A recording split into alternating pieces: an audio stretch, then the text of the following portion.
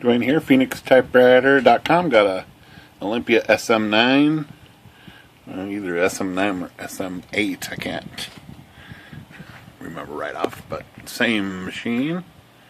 We're going to look at the ribbon drive and reverse on this machine, and I'm going to also show how to take the lid off. So if everything's right with the lid, these little hinges have these stops right here. You can see them right there, and a lot of times these get bent beyond. This gets forced past those points. Let's see if I can even get it to go past there. If it gets bent, if it goes open up like this, these arms will get bent on either side or on both sides, because when you close it, they jam up.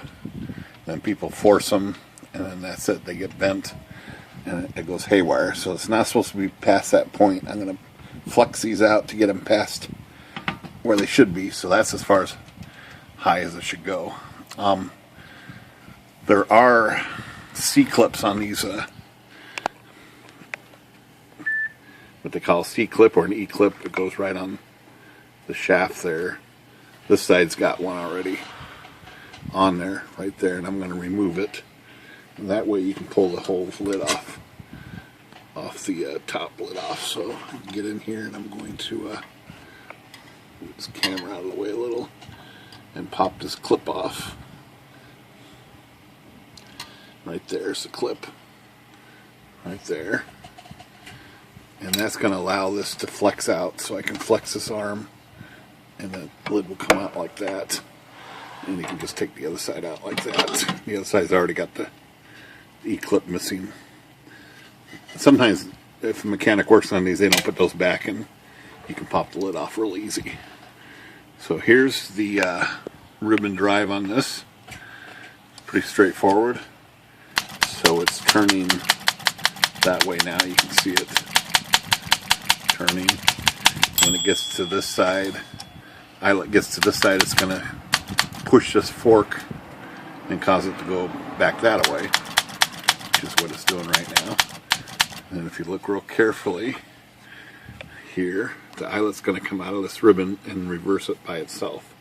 So I'm going to do that. You'll see the eyelet come out of the ribbon here and catch this fork. Should be coming out any second. There it is right there. And then it pulls it and reverses automatically.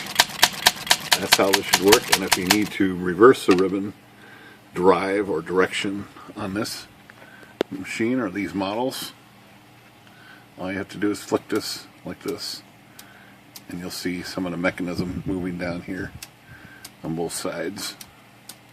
And that's it. It drives from one side to the other.